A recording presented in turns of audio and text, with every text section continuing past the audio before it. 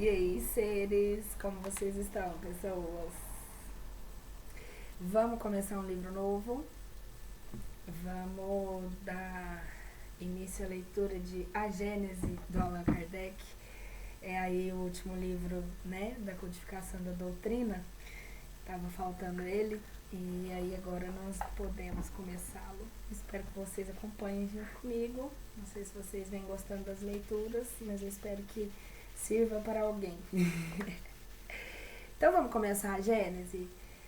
Nós vamos ter também um quadrinho novo aí do canal, que começa amanhã, à noite, onde a gente vai começar a estudar os livros, né, da doutrina, questão a questão, tá? Então quem se interessar aí, amanhã às 7 da noite e com detalhe, vai ser ao vivo. Então vamos lá. A gente vai começar o livro aqui, vamos ler ele. A espiritualidade toda nos acolha, né? A Gênese, os milagres e as predições segundo o Espiritismo. A doutrina espírita é um resultado do ensino coletivo e concorde dos espíritos. A ciência é convidada a constituir a Gênese segundo as leis da natureza. Deus prova sua grandeza e poder pela imutabilidade das suas leis e não pela derogação delas. Para Deus, o passado e o futuro são o presente. Por Allan Kardec, tradução de Guilom Ribeiro. Essa edição aqui é da Federação Espírita, inclusive é a mais recente, eu acho, porque eu peguei lá. Vocês podem pegar, inclusive, gratuitamente, tá? Também quem quiser ler no site da Federação tem, é super fácil de achar, tá? Se alguém quiser eu passo o link. Nota do editor. A tradução dessa obra devemos ao saudoso presidente da Federação Espírita, Dr. Guilom Ribeiro, engenheiro civil e policota vernaculista. Rui Barbosa, em seu discurso pronunciado na sessão de 14 de outubro de 1903, nos Anais do Senado Federal, volume 2, página 117, referindo-se ao seu trabalho de revisão do projeto do Código Civil, trabalho monumental que resultou na réplica que imortalizou o nome como filólogo e purista da língua, disse: devo, entretanto, senhor presidente, desempenhar-me de um dever de consciência, registrar e agradecer da tribuna do Senado a colaboração preciosa do Sr. Guilom Ribeiro, que me acompanhou neste trabalho com a maior inteligência, não limitando seus serviços à parte material do comum dos revisores, mas, muitas vezes, suprindo até as desatenções e negligências minhas. Como vemos, Guilom Ribeiro recebeu aos 28 anos o maior prêmio, o maior elogio que poderia aspirar um escritor, e a Federação Espírita Brasileira, 20 anos depois, consagrou-lhe o nome, aprovando unanimemente suas impecáveis traduções de Kardec. Jornalista emérito, Guilom Ribeiro foi redator do Jornal do Comércio e colaborador dos maiores jornais da época. Exerceu durante anos o cargo de diretor-geral da Secretaria do Senado e foi diretor da Federação Espírita Brasileira, no decurso de 26 anos consecutivos, tendo traduzido ainda o Evangelho segundo o Espiritismo, o Livro dos Médiuns, o Livro dos Espíritos e obras póstumas, todas de Allan Kardec. Introdução. A primeira edição publicada em 1868. Esta nova obra é mais um passo dado às consequências e aplicações do Espiritismo. Conforme o seu título o indica, tem ela por objeto o estudo dos 3 pontos até hoje diversamente interpretados e comentados: a Gênese, os milagres e as predições, em suas relações com as novas leis que decorrem da observação dos fenômenos espíritas. 2 elementos, ou se quiser diz 2 forças, regem o universo: o elemento espiritual e o material.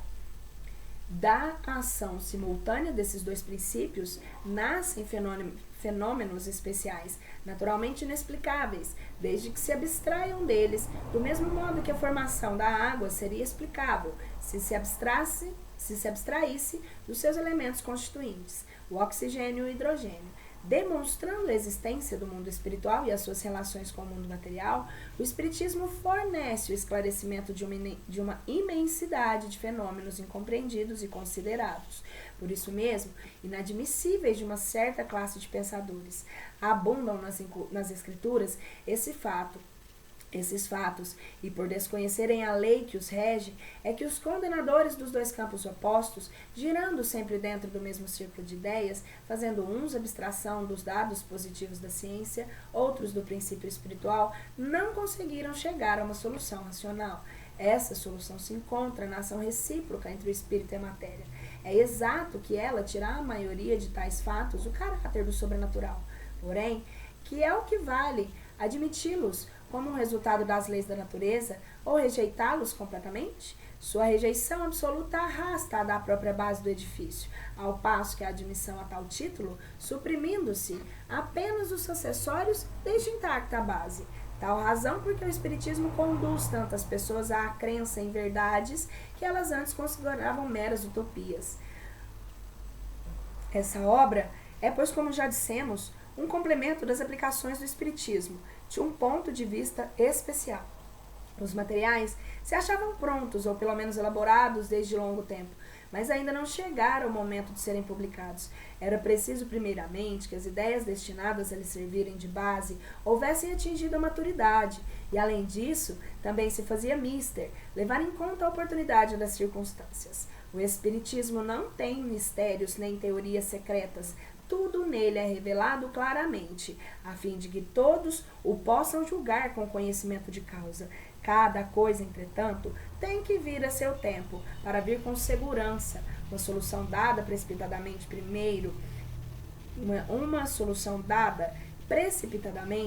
primeiro que a elucidação completa da questão, seria antes causa do atraso que de avanço. A importância do assunto que aqui tratamos nos impunha o dever de evitar qualquer precipitação. Antes de entrarmos em matéria, pareceu-nos necessário definir claramente os papéis respectivos dos espíritos e dos homens na elaboração da nova doutrina. Essas considerações preliminares que a escoimam de toda nova doutrina.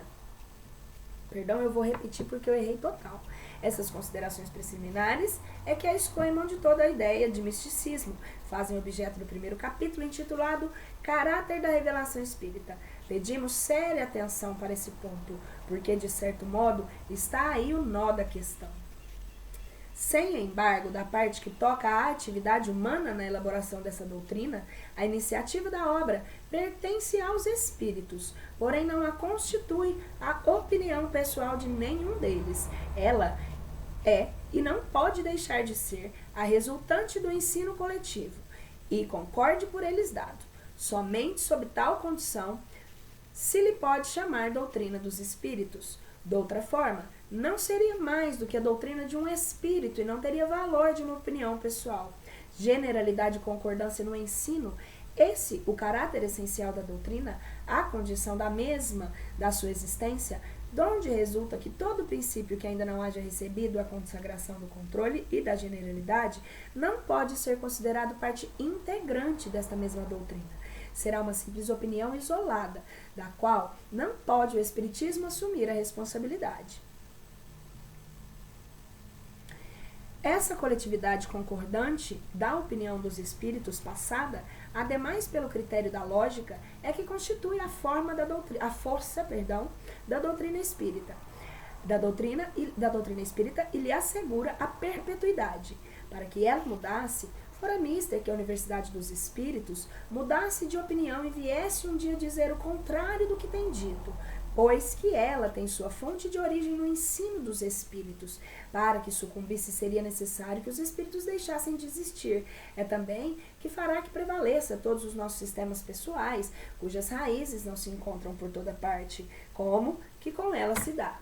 O Livro dos Espíritos só se teve consolidado com o seu crédito por ser a expressão de um pensamento coletivo geral.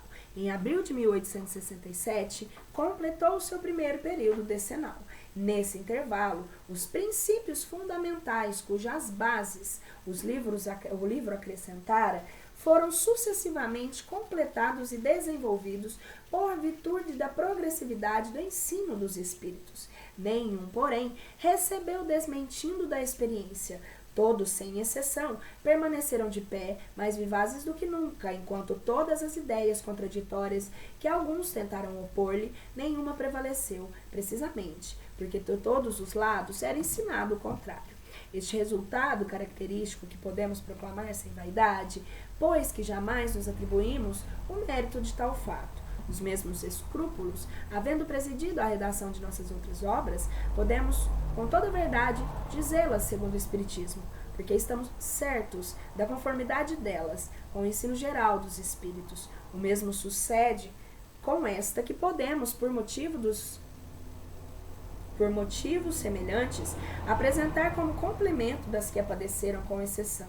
Todavia, de algumas teorias ainda hipotéticas que tivemos o cuidado de indicar como tais e que devem ser consideradas, sim, opiniões pessoais, enquanto não forem confirmadas ou contraditadas, a fim de que não pese sobre a doutrina a responsabilidade delas. Aliás, os leitores assíduos da Revista Espírita, não tido ensejo de notar, sem dúvida, em forma de esboços, a maioria das ideias desenvolvidas aqui nesta obra, conforme o fizemos com relação às anteriores. A revista muita vez representa para nós um terreno de ensaio, destinado a sondar a opinião dos homens e dos espíritos de alguns princípios, antes de os admitir como partes constitutivas da doutrina. A Gênese. Caráter da revelação espírita, capítulo 1. Pergunta: pode o espiritismo ser considerado uma revelação? Neste caso, qual o seu caráter? Em que se funda a sua autenticidade? A quem e de que maneira foi ela feita? É a doutrina espírita uma revelação no sentido teológico da palavra? Ou, por outra, é, no seu todo, o produto do ensino oculto vindo do alto? É absoluta ou suscetível de modificações? Trazendo aos homens a verdade integral, a revelação não teria por efeito impedi-los de fazer uso das suas faculdades, pois que lhes se pouparia o trabalho da investigação? Qual a autoridade dos ensinos dos espíritos? Qual a autoridade do ensino dos espíritos se eles não são infalíveis e superiores à humanidade?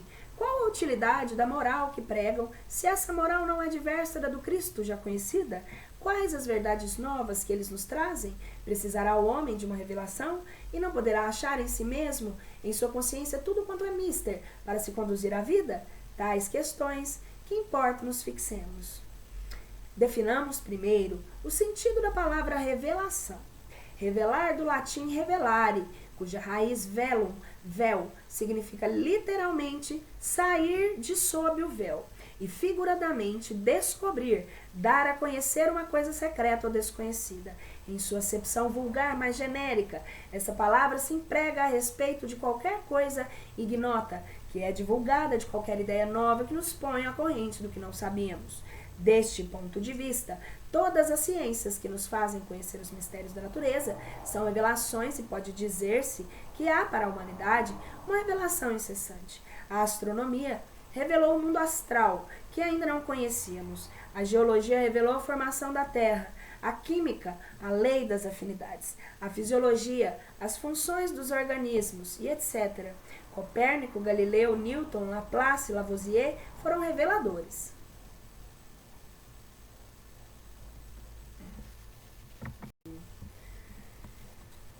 A característica essencial de qualquer revelação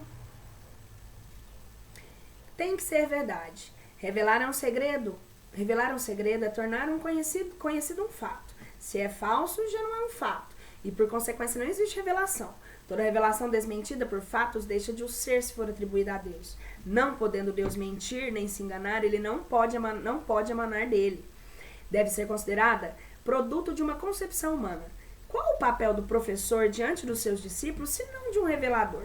O professor lhes ensina o que eles não sabem, o que não teriam tempo e nem possibilidade de descobrir por si mesmos, porque a ciência é obra coletiva dos séculos e de uma multidão de homens que trazem cada qual o seu contingente de observações aproveitáveis àqueles que vêm depois.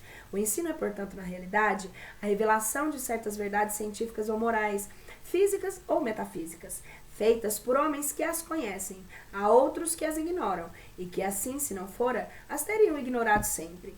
Mas o professor não ensina senão o que aprendeu. É um revelador da segunda ordem, Homem de gênio que ensina o que descobriu por si mesmo é o revelador primitivo, traz à luz que pouco a pouco se vulgariza. Que seria da humanidade sem a revelação dos homens de gênio que aparecem de tempos em tempos?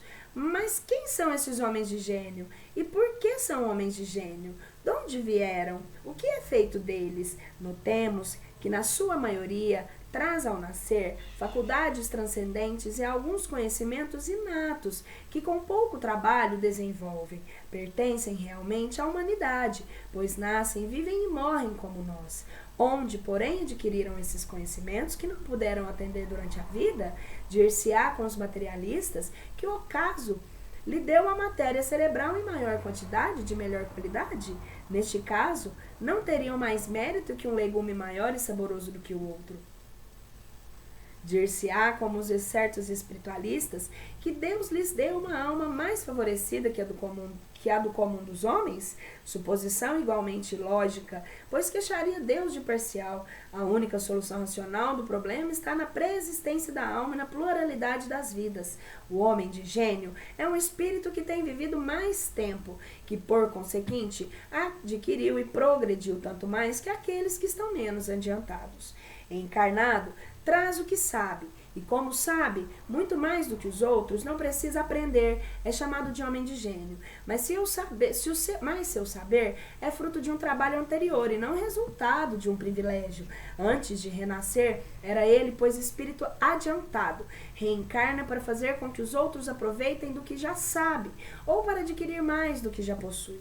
Os homens progridem incontestavelmente por si mesmos e pelos esforços da sua inteligência, mas que entregues às próprias forças, só muito lentamente progrediriam, se não fossem auxiliados pelos outros mais adiantados, como o estudante o é pelos professores. Todos os povos tiveram homens de gênio, surgidos em diversas épocas, para dar-lhes impulso e tirar-los da inércia. Desde que se admite a solicitude de Deus para com as suas criaturas, porque não se há de admitir que espíritos capazes, por sua energia e superioridade de conhecimento, de fazerem que a humanidade avance, encarne pela vontade de Deus, com o fim de ativarem o progresso em determinado sentido? Por que não admitir que eles recebam missões como o embaixador as recebe de seu soberano?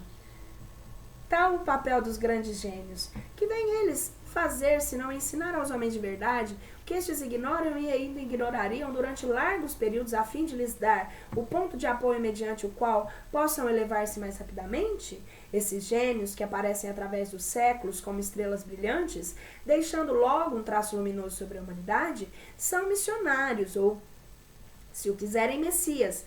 O que de novo ensinam aos homens que na ordem física, quer na filosófica, são revelações. Se Deus suscita reveladores para as verdades científicas, pode com mais forte razão suscitá-los para as verdades morais que constituem a eles elementos essenciais do progresso. Tais são os filósofos cujas ideias atravessam os séculos.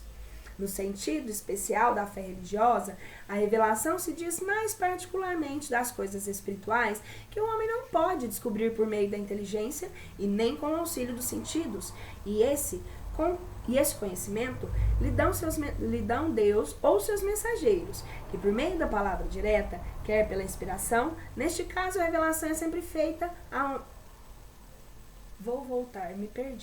No sentido especial da fé religiosa, a revelação se diz mais particularmente das coisas espirituais que o homem não pode descobrir por meio da inteligência e nem com o auxílio dos sentidos. E esse conhecimento lhe dão Deus ou seus mensageiros, quer por meio da palavra direta, quer da inspiração. Neste caso, a revelação é feita a homens predispostos, designados sob o nome de profetas ou messias, isto é, enviados ou missionários, incumbidos de transmiti-las aos homens. Considerada debaixo deste ponto de vista, a revelação implica a passividade absoluta e é aceita sem a verificação, sem exame e nem discussão.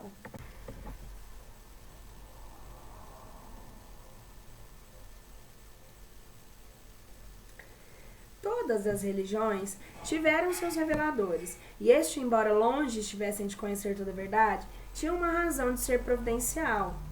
porque eram apropriados ao tempo e ao meio em que viviam, ao caráter particular dos povos a que falavam e aos quais eram relativamente superiores. Apesar dos erros das suas doutrinas, não deixaram de agitar os espíritos e, por isso mesmo, semear os germes do progresso, que mais tarde haviam de desabrochar ou desabrochariam um dia sob o sol do cristianismo. É, pois, injusto se lhes lance anátema em nome da ortodoxia, porque dia virá em que todas essas crenças, tão diversas na forma, mas que repousam realmente sobre o mesmo princípio fundamental, que é Deus e a imortalidade da alma, se fundirão numa grande e vasta unidade, logo que a razão triunfe dos preconceitos. Infelizmente, as religiões han sido sempre instrumentos de dominação. O papel de profeta há atentado às ambições secundárias e tem-se visto surgir uma multidão de pretensos reveladores ou messias, que, valendo-se dos prestígios desse nome, têm explorado a credulidade e o proveito de seu orgulho, da sua ganância ou da sua indolência, achando mais cômodo viver à custa dos iludidos. A religião cristã não pôde evitar esses parasitas. A tal propósito, chamamos toda a atenção para o capítulo 21 de O Evangelho segundo o Espiritismo. Haverá falsos cristos e falsos profetas. Haverá revelações diretas de Deus aos homens? É uma questão que não ousaríamos resolver, nem afirmamente, nem negativamente, de maneira absoluta. O fato não é radicalmente impossível, porém nada dá dele prova certa. O que não padece dúvida é que os espíritos mais próximos de Deus, pela perfeição, se incumbem do seu pensamento e podem transmiti-lo. Quanto aos reveladores encarnados, segundo a ordem hierárquica que pretendem e o grau que chegam de saber, esses podem tirar dos seus próprios conhecimentos as instruções que ministram ou recebê-las de espíritos mais elevados, mesmo dos mensageiros diretos de Deus, os quais, falando em nome de Deus, têm sido às vezes tomados pelo próprio Deus.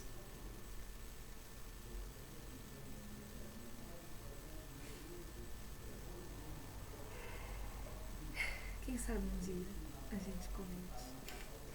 As comunicações desse gênero nada têm de estranho. Para quem conhece os fenômenos espíritas e a maneira pela qual se estabelecem as seleções entre os encarnados e os desencarnados. As instruções podem ser transmitidas por diversos meios, pela simples inspiração, pela audição da palavra, pela visibilidade dos espíritos instrutores, nas visões e aparições, quer em sonho, quer em estado de vigília, do que há muitos exemplos na Bíblia, no Evangelho e nos livros sagrados de todos os povos. É, pois, rigorosamente exato dizer-se que quase todos os reveladores são médiuns inspirados, audientes ou videntes. Daí, entretanto, não se deve concluir que todos os médiuns sejam reveladores, nem ainda menos intermediários diretos da divindade ou de seus mensageiros. Só os espíritos puros recebem a palavra de Deus com a missão de transmiti-la, mas sabe-se hoje que nem todos os espíritos são perfeitos e que existem muitos que se apresentem sobre as falsas aparências, o que levou João a dizer: não acrediteis em todos os espíritos, vede antes se os espíritos são de Deus. 1ª Epístola, capítulo 4, versículo 1. Pois pode haver revelações sérias e verdadeiras, como as de apócrifas e mentirosas, como há as apócrifas e mentirosas. O caráter essencial da revelação divina é o da eterna verdade. Toda revelação enviada de erros ou sujeita a modificação não pode emanar de Deus. É assim que a lei do Decálogo tem todos os caracteres da sua origem, enquanto as outras leis mosaicas, fundamentalmente transitórias, muitas vezes em contradição com a lei do Sinai, são a obra pessoal e política do legislador hebreu. Com o abrandarem-se os costumes do povo, essas leis por si mesmas caíram em desuso, ao passo que o Decálogo ficou sempre de pé, como o farol da humanidade. O Cristo fez dele a base do seu edifício, abolindo as outras leis. Se estas fossem obras de Deus, seriam conservadas intactas. O Cristo e o Moisés foram os dois grandes reveladores que mudaram a face do mundo, e nisso está a prova da sua missão divina, uma obra puramente humana que carecia de tal poder. Importante revelação só opera na época atual e mostra a possibilidade de nos comunicarmos com os seres no mundo espiritual. Não é novo, sem dúvida, esses conhecimentos, mas ficará até os nossos dias, de certo modo, como letra morta, isto é, sem proveito para a humanidade. A ignorância das leis que regem essas relações estava abafada sob a superstição. O homem era incapaz de tirar daí qualquer dedução salutar. Estava reservado à nossa época de desembaraçá-la a dos acessórios ridículos, compreender-lhes o alcance e fazer surgir delas a luz destinada e clarear o caminho do futuro. O Espiritismo, dando-nos a conhecer o mundo invisível que nos cerca e no meio qual vivíamos sem o suspeitarmos, assim como as leis que os regem, suas relações com o mundo visível, a natureza e os estados dos seres que o habitam, é, por consequente, o destino do homem depois da morte. É uma verdadeira revelação na acepção científica da palavra. Por sua natureza, a revelação espírita tem duplo caráter. Participa ao mesmo tempo da revelação divina e da revelação científica. Participa da revelação divina porque foi providencial o seu aparecimento, e não resultado da iniciativa, nem de um desígnio premeditado do homem, porque os pontos fundamentais da doutrina provêm do ensino que deram os espíritos encarregados por Deus de esclarecer aos homens acerca das coisas que eles ignoravam e que não podiam aprender por si mesmos e que lhes importa conhecer, que hoje estão aptos a compreendê-las. Participo da revelação científica para não ser ascensindo privilégio individual algum, mas sim ministrado a todos do mesmo modo, por não serem os que transmitem e os que recebem seres passivos, dispensados do trabalho da observação da pesquisa, por não renunciarem ao raciocínio e ao livre-arbítrio, porque não lhes é interdito o exame, mas ao contrário, recomendado, enfim. Perdão, gente. Mas ao contrário, recomendado. Enfim, porque a doutrina não foi ditada completa, nem imposta à crença cega, porque é deduzida pelo trabalho do homem, da observação dos fatos que os espíritos lhe põem sobre os olhos e das instruções que lhes dão. Instruções que o homem estuda, comenta, compara, a fim de tirar ele próprio as ilações e aplicações. Numa palavra, o que caracteriza a revelação espírita é o ser divina, a sua origem e da iniciativa dos espíritos, sendo a sua elaboração fruto do trabalho do homem. Como meio de elaboração, o Espiritismo procede exatamente da mesma forma que as ciências positivas, aplicando o método experimental. Fatos novos se apresentam que não podem ser explicados pelas leis conhecidas. O Espiritismo os observa, compara, analisa, remontando dos efeitos às causas, chega à lei que os rege. Depois, deduz-lhe as consequências e busca as aplicações úteis. Não estabeleceu nenhuma teoria pré-concebida. Assim, não apresentou como hipóteses as existências e a intervenção dos espíritos, nem o perispírito, nem a reencarnação, nem qualquer dos espíritos da doutrina. Concluiu pela existência dos espíritos quando a sua existência ressaltou evidente pela observação dos fatos, procedendo de igual maneira quanto aos outros princípios. Não foram os fatos que vieram a posteriori confirmar a teoria. A teoria que veio subsequentemente explicar e resumir os fatos. É, pois, rigorosamente exato dizer que o Espiritismo é uma ciência de observação e não produto da imaginação. As ciências só fizeram progresso, importantes depois que seu estudo se basearam sobre o método experimental. Até então, acreditou-se que esse método também só era aplicável à matéria, ao passo que o é também às coisas metafísicas. Se temos um exemplo, passa-se no mundo dos espíritos um fato muito singular, de que seguramente ninguém houvera suspeitado, o de haver espíritos que não se consideram mortos. Já peguei uns assim. Já vi uns assim, uns que eu não sabia nem que estavam, tadinhos.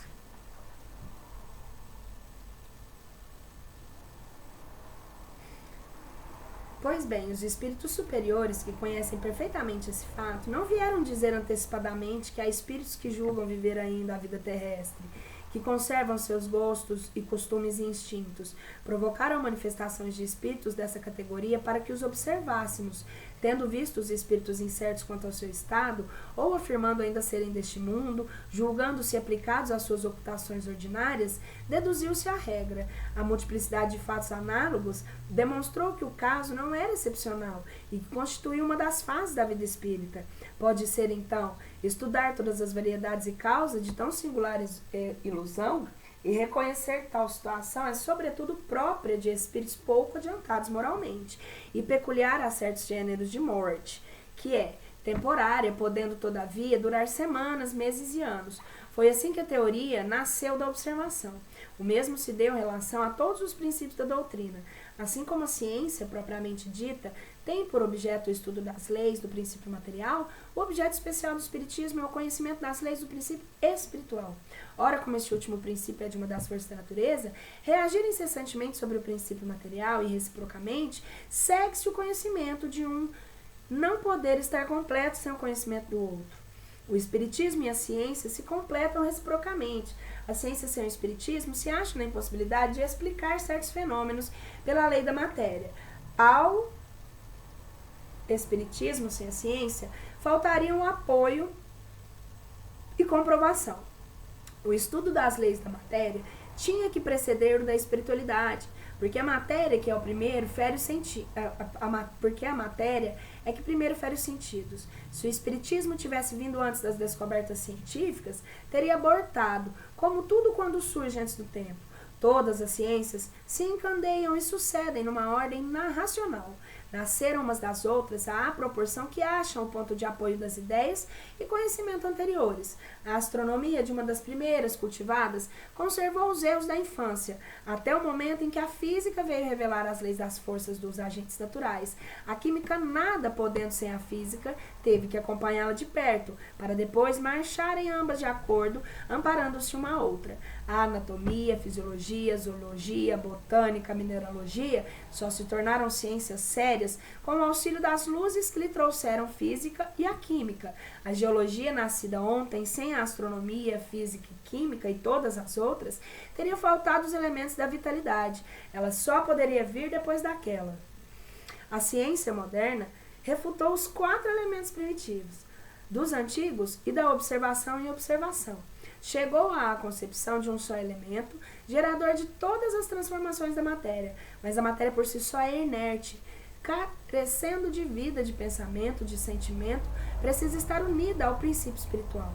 O espiritismo não descobriu nem inventou esse princípio, mas foi o primeiro a demonstrá-lo por provas inconcussas. Estudou-o, analisou-o e tornou-lhe evidente a ação. Ao elemento material, juntou a ele o elemento espiritual. Elemento material e espiritual, esses 2 princípios, as 2 forças vivas da natureza. Pela união indissolúvel deles, facilmente se explica uma multidão de fatos até então inexplicáveis.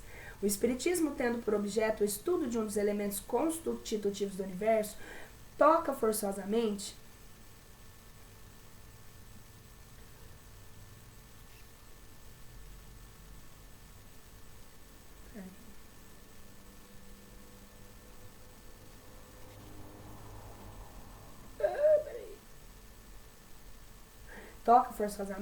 na maior parte das ciências. Só podia, portanto, vir depois da elaboração delas. Nasceu pela força mesma das coisas, pela impossibilidade de tudo se explicar com o auxílio apenas das leis da matéria.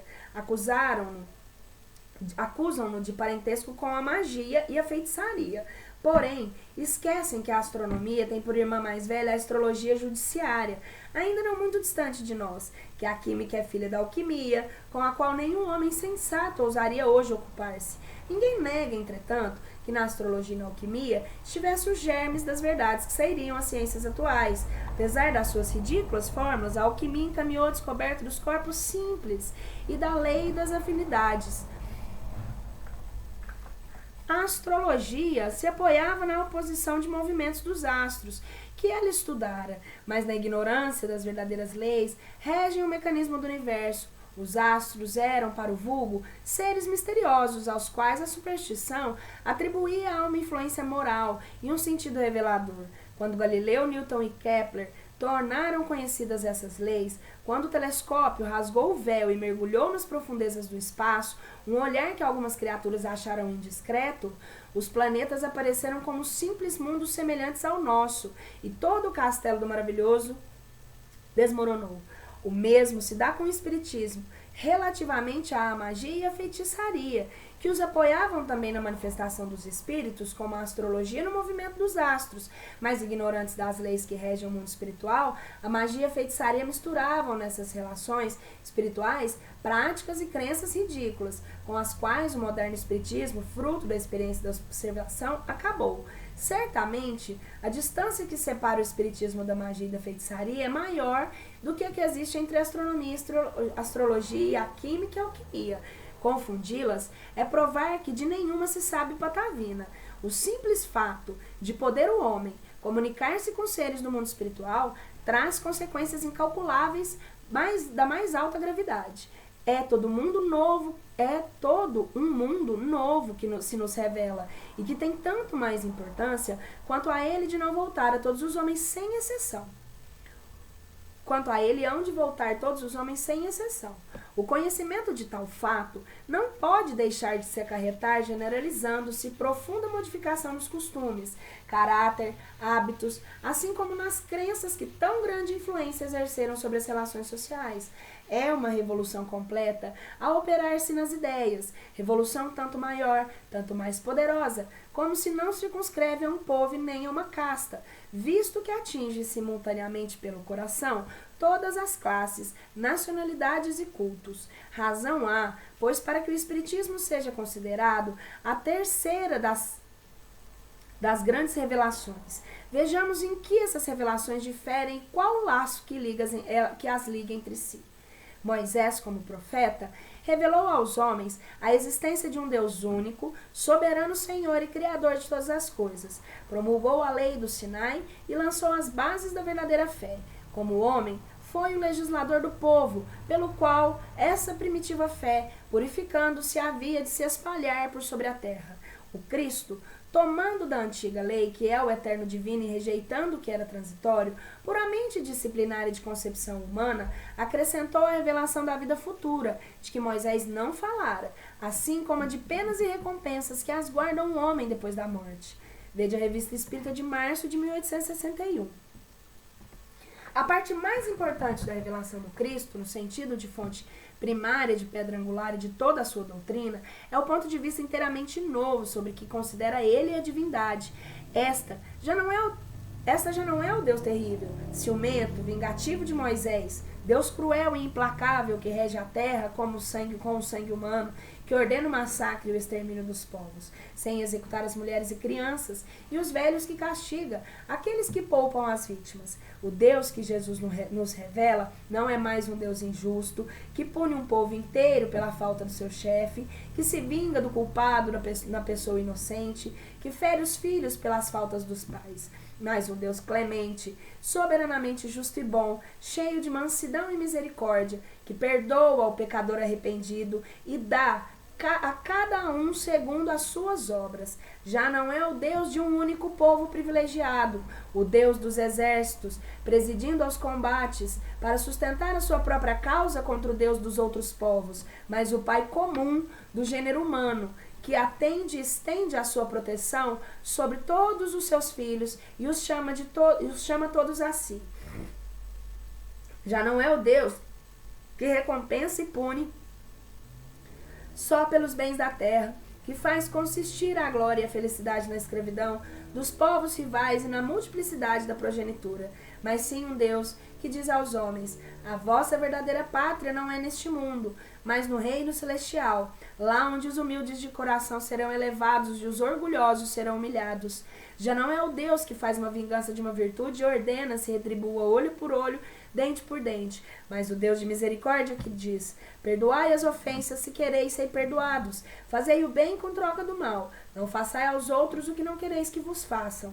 Já não é o Deus mesquinho e meticuloso que se impõe sob as mais rigorosas penas, apenas o modo como quer ser adorado, que se ofende pela inobservância de uma fórmula, mas o Deus grande, que vê o pensamento, que não se honra com a forma. Enfim, já não é o Deus que quer ser temido, mas o Deus que quer ser amado.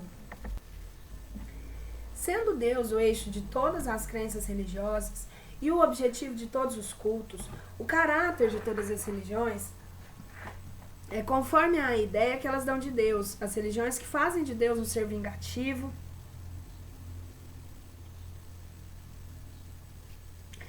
e cruel, julgam honrá-lo com atos de crueldade, com fogueiras e torturas.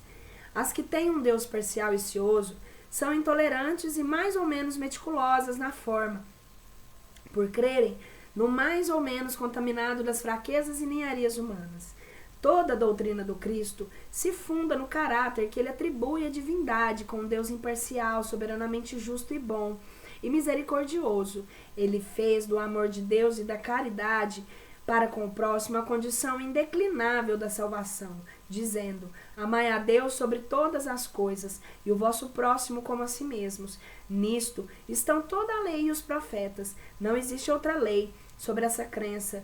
Assentou ele ao princípio da igualdade dos homens perante Deus e o da fraternidade universal. Mas era possível amar a Deus de Moisés? Não, só se podia temê-lo. A revelação dos verdadeiros atributos da divindade, de par com a da imortalidade da alma e da vida futura, modificava profundamente as relações mútuas dos homens, impunha-lhes novas obrigações, fazia-os encarar a vida presente sobre outro aspecto e tinha isso mesmo de reagir contra os costumes e as relações sociais.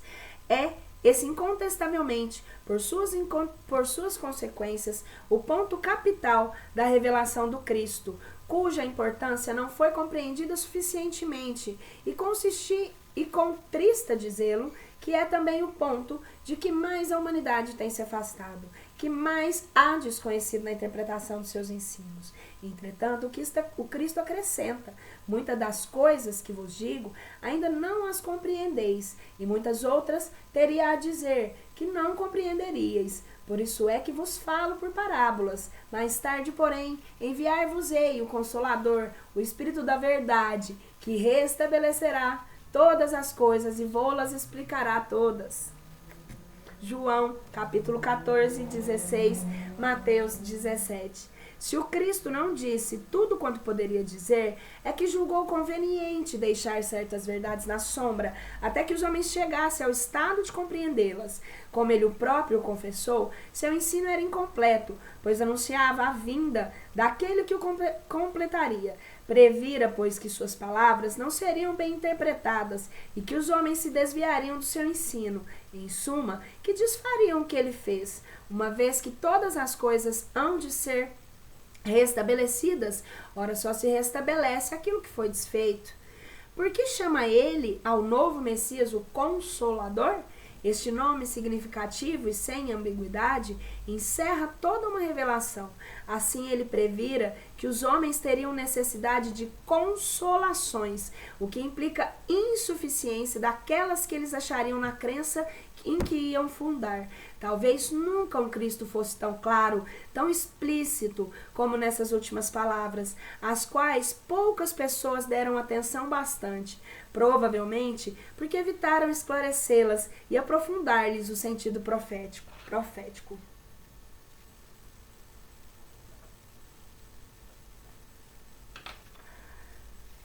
Se o Cristo não pôde desenvolver o seu ensino de maneira completa, é que faltavam aos homens conhecimentos que eles só podiam adquirir com o tempo e sem os quais não compreenderiam, que eles só podiam adquirir há muitas coisas que se teriam parecido absurdas no estado de acontecimento de então, tipo eu lendo isso aqui nessa loucura, né?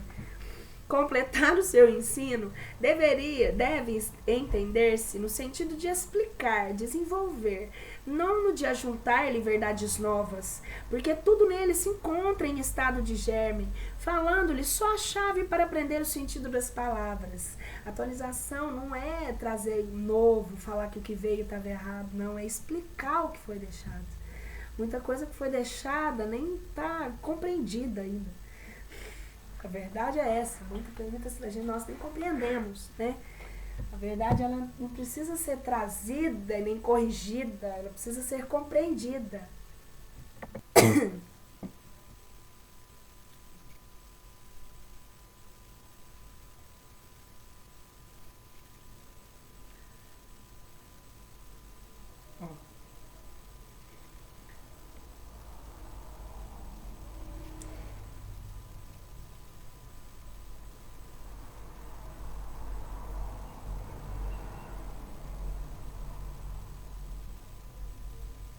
Não, eu vou voltar um pouquinho. Completar o seu ensino deve entender-se no sentido de explicar e desenvolver, não no de lhe ajuntar verdades novas, porque tudo nele se encontra em estado de germe, faltando só a chave para aprender o sentido das palavras.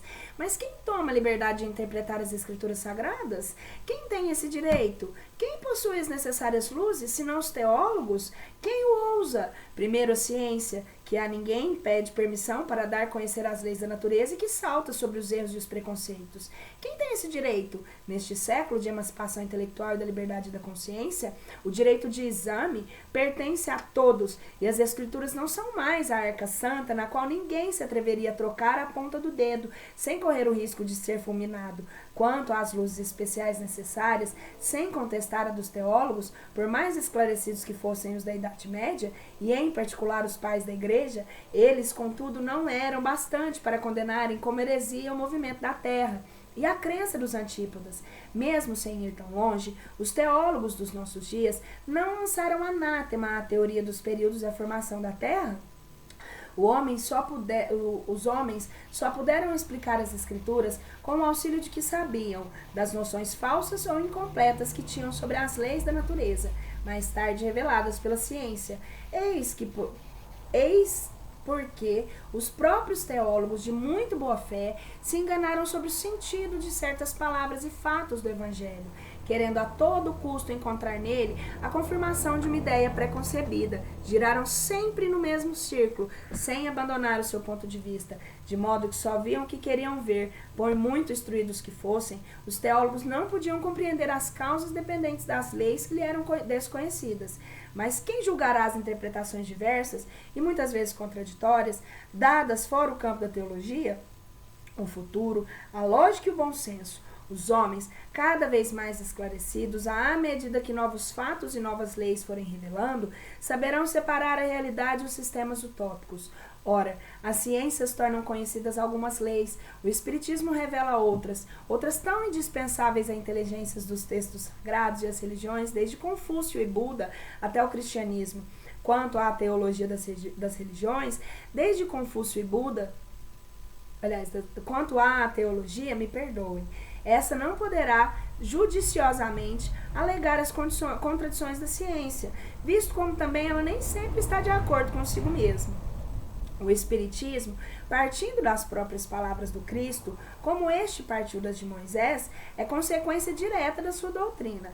A ideia vaga da vida futura acrescenta a revelação da existência do mundo invisível que nos rodeia e povoa o espaço, e com isso precisa a crença. Dá-lhe um corpo, a consistência e uma realidade à ideia. Define os laços que unem a alma e o corpo e levanta o véu que ocultava aos homens os mistérios do nascimento e da morte. Pelo Espiritismo, o homem sabe de onde vem, para onde vai e por que está aqui na terra, porque sofre temporariamente e porque toda a parte é a justiça de Deus. Sabe que a alma progride incessantemente através de uma série de existências sucessivas até atingir o grau de perfeição que aproxima de Deus. Sabe que todas as almas, tendo o mesmo ponto de origem, são criadas iguais, com idêntica aptidão para progredir em virtude do seu livre-arbítrio, que todas são da mesma essência, que não há entre eles diferenças, senão ao ponto do progresso realizado, que todas têm o mesmo destino e alcançarão a mesma meta, mais ou menos rapidamente, pelo trabalho e boa vontade. Sabe que não há criaturas deserdadas, mais favorecidas umas dos que nem mais favorecidas umas dos que as outras, que Deus a nenhuma criou privilegiada e dispensada do trabalho imposto às outras para progredirem, que não há seres perpetuamente voltados ao mal, e os sofrimentos que os designam pelo nome de demônios são espíritos ainda atrasados e imperfeitos, que praticam o mal no espaço como praticavam na terra, mas que se editarão e aperfeiçoarão, que os anjos ou espíritos puros não são seres Há parte na criação, mas espíritos que chegaram à meta, depois de terem percorrido a estrada do progresso. E por essa forma, não há criações múltiplas e nem diferentes a categorias dos seres inteligentes, mas que toda criação deriva da grande lei da unidade, que rege o universo, e que todos os seres gravitaram para um fim comum, que é a perfeição, sem que uns sejam favorecidos à custa de outros, vistos serem filhos das suas próprias obras.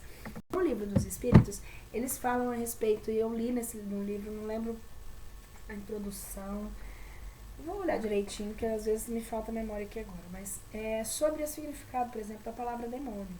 Demônio é um ser dotado de inteligência, né? É um ser genial, dotado de inteligência, e um ser que sabe tanto para o bem quanto para o mal. Então nós denominamos, por exemplo, anjos, aqueles que se tornaram puros para que não se confundisse, mas ambos são demônios. Eu ouso falar que sim. Pela etimologia, né? Somos apenas perdão. Mas somos, né? Somos todos, né? Porque somos todos saindo do atraso e indo para a perfeição, né? Por assim dizer.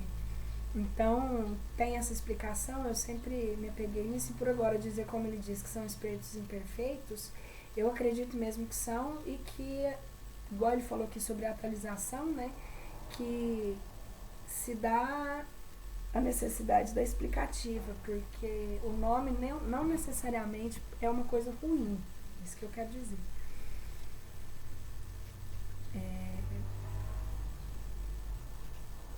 Pelas relações que hoje pode se estabelecer com as que deixaram a Terra, possui o homem não só a prova material da existência da individualidade da alma, como também compreende a solidariedade que liga aos vivos e os mortos deste mundo e os do mundo aos dos outros planetas, o deste mundo e aos dos outros planetas. Conhecer a situação deles no mundo dos espíritos acompanha-os em suas migrações. Apareceria-lhes alegrias e as penas. Sabe a razão porque são felizes ou infelizes e a sorte de que lhes está reservada. Conforme o bem ou o mal que fizeram, essas relações iniciam o homem na vida futura, que ele pode observar em todas as suas fases, em todas as suas peripécias. O futuro já não é uma vaga esperança, é um fato positivo, uma certeza matemática. Desde então, a morte nada mais tem de aterrador, por ser a libertação, a porta da verdadeira vida. Pelo estudo da situação dos espíritos, o homem sabe que a felicidade e a desdita na vida espiritual são inerentes ao grau de perfeição e imperfeição, que cada qual sofre as consequências diretas e naturais de suas faltas, ou por outra que é punido com o que nos pecou, e que essas consequências duram tanto quanto a causa que nos produziu, e que, por consequente, o culpado sofreria eternamente se o persistisse no mal, mas que o sofrimento cessa com o arrependimento e as reparações. Ora, como depende cada um do seu aperfeiçoamento, todos podem, em virtude do livre-arbítrio, prolongar ou abreviar os seus sofrimentos, como o doente sofre pelos seus excessos enquanto não lhes põe termo. Se a razão repele como incompatível com a bondade de Deus, a ideia das penas irremissíveis, perpétuas e absolutas, muitas vezes infligidas por uma única falta, a dos suplícios do inferno que não podem ser minorados, nem sequer pelo arrependimento mais ardente e mais sincero. A mesma razão se inclina diante dessa justiça distributiva e imparcial, que leva tudo em conta e que nunca fecha a porta ao arrependimento, estende constantemente a mão ao náufrago, em vez de o empurrar para o abismo. A pluralidade das existências, cujo princípio Cristo estabeleceu no Evangelho, sem todavia defini-lo como a muitos outros, é uma das mais importantes leis reveladas pelo Espiritismo, pois que lhe demonstra a realidade e a necessidade para o progresso. Com esta lei, o homem aplica todas as aparentes anomalias da vida humana, as diferenças de posição social, as mortes prematuras que sem a reencarnação tornariam inúteis a alma e as existências breves, a desigualdade de aptidões intelectuais e morais pela ancianidade do espírito que mais ou menos aprendeu e progrediu, e traz nascendo o que adquiriu em existências anteriores.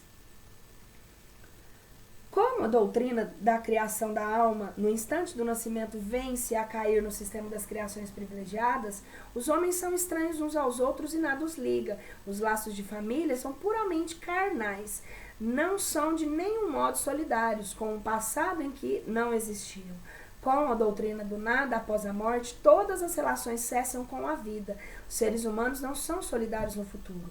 Pela reencarnação, são solidários no passado e no futuro, e com as suas relações se perpetuam tanto no mundo espiritual como no corporal. A fraternidade tem por base as próprias leis da natureza. O bem tem um objetivo e o mal consequências inevitáveis.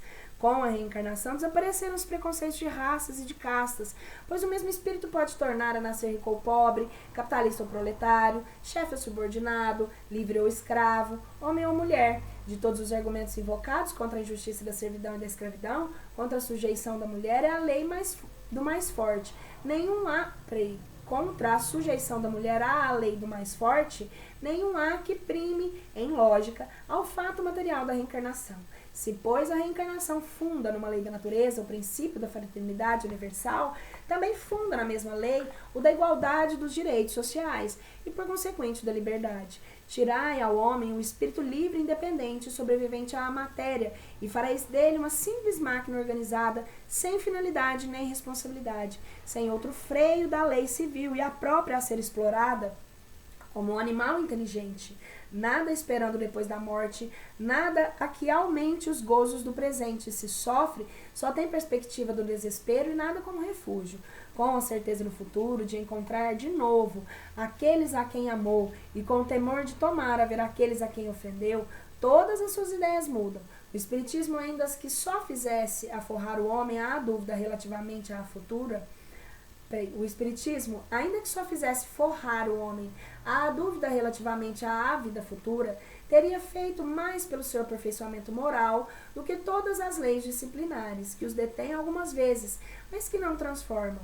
Sem a preexistência da alma, a doutrina do pecado original não seria somente inconciliável com a justiça de Deus, que tornaria todos os homens responsáveis pela falta de um só. Seria também um contrassenso, e tanto menos justificável quanto, segundo essa doutrina, a alma não existia na época em que se pretende fazer a que sua responsabilidade remonte. Com a pré-existência, o homem traz ao renascer o germen das suas imperfeições, os defeitos de que se não corrigiu e que se traduzem pelos instintos naturais e pelos pendores para tal ou tal vício.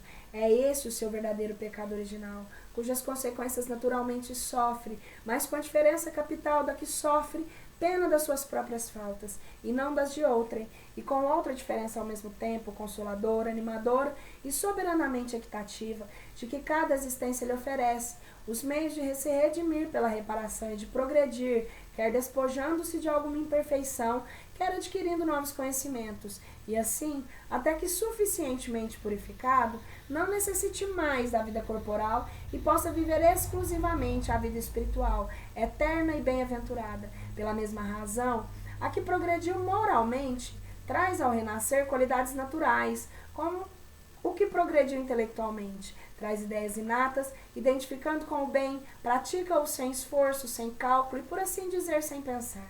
Aquele que é obrigado a combater as suas más tendências vive ainda em luta. O primeiro já venceu, o segundo procura tendências que ainda... O primeiro procura vencer. O primeiro já venceu, o segundo procura vencer. Existe, pois, a virtude original, como existe o saber original, e o pecado, ou antes o vício original.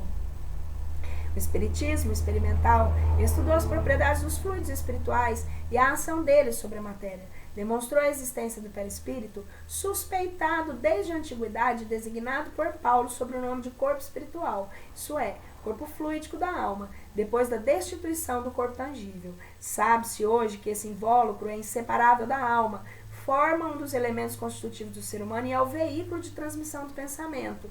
Durante a vida do corpo, serve de laço entre o espírito e a matéria. O perispírito representa um importantíssimo papel do organismo e numa multidão de afecções que se ligam à fisiologia, assim como à psicologia.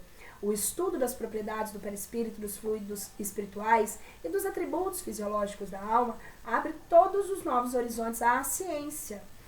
e dá a chave de uma multidão de fenômenos incompreendidos até então, por falta de conhecimento da lei que os rege, fenômenos negados pelo materialismo por se prenderem à espiritualidade, qualificados como milagres ou sortilégios por outras crenças. Tais são, entre muitos, os fenômenos da vista dupla, da visão à distância do sonambulismo natural e artificial, dos efeitos psíquicos da catalepsia e da letargia, da presciência dos pressentimentos, das aparições, das transfigurações, da transmissão do pensamento, da fascinação, das curas instantâneas, das obsessões e possessões, demonstrando que esses fenômenos repousam em leis naturais, como os fenômenos elétricos, e que em condições normais se podem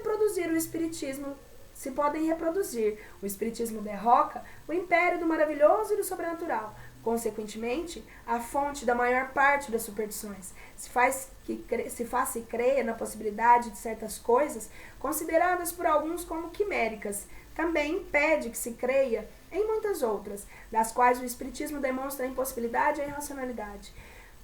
O espiritismo, longe de negar ou destruir o evangelho, vem ao contrário confirmar, explicar e desenvolver pelas novas leis da natureza que revela tudo quanto Cristo disse e fez. Elucida os pontos obscuros do ensino cristão, de tal sorte que aqueles para quem eram inteligíveis certas partes do evangelho ou pareciam inadmissíveis, as compreenderem e admitirem sem dificuldade com o auxílio dessa doutrina, vem melhor o seu alcance e podem distinguir entre realidade e alegoria. O Cristo lhe parece maior, já não é simplesmente um filósofo, é um Messias divino. Demais, se considerar o poder moralizador do Espiritismo, pela finalidade que assina a todas as ações da vida, por tornar quase tangíveis as consequências do mal, pela força moral, a coragem e as conciliações que dá nas aflições, mediante a inalterável confiança no futuro, pela ideia de ter cada um perto de si os seres a quem amou, a certeza de os rever, a possibilidade de confabular com eles, enfim, pela certeza de tudo quanto se fez, quanto se adquiriu em inteligência, sabedoria e moralidade, até a última hora da vida, não fica perdido que tudo aproveita o adiantamento do Espírito. Reconhece-se que o Espírito realiza todas as promessas do Cristo a respeito do Consolador anunciado. Ora, como é o Espírito da verdade que preside ao grande movimento da regeneração, a promessa da sua vida se acha por essa forma cumprida, porque de fato é ele o verdadeiro Consolador. Se a estes resultados adicionarmos a rapidez prodigiosa da propagação do espiritismo, apesar de tudo quanto fazem por abatê-lo, não se poderá negar que a sua vinda seja providencial, visto como de triunfo a todas as forças e de toda a má vontade dos homens. A facilidade com que é aceito por grande número de pessoas sem constrangimento, apenas pelo poder das ideias, prova que ele corresponde a uma necessidade qual a de crer que o homem em alguma coisa de um homem crer em alguma coisa para encher o vácuo aberto pela incredulidade e que, portanto, veio no momento preciso.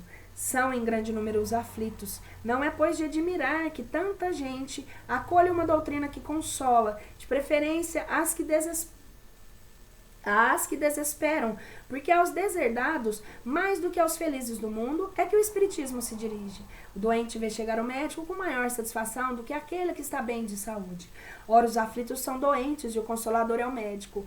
Vós que combateis o Espiritismo, se quereis que o abandonemos para vos seguir, dai-nos mais e melhor do que ele. Curai com mais segurança as feridas da alma, dai mais consolações, mais satisfações ao coração, esperanças mais legítimas, maiores certezas. Fazei do futuro um quadro mais racional, mais sedutor, porém não julgueis vencê-lo com a perspectiva do nada, com a alternativa das chamas do inferno, ou com a inútil contemplação perpétua.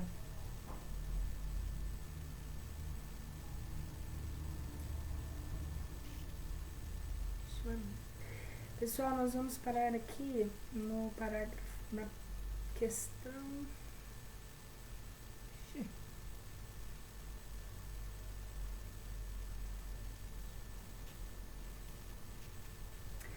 Nós vamos parar na página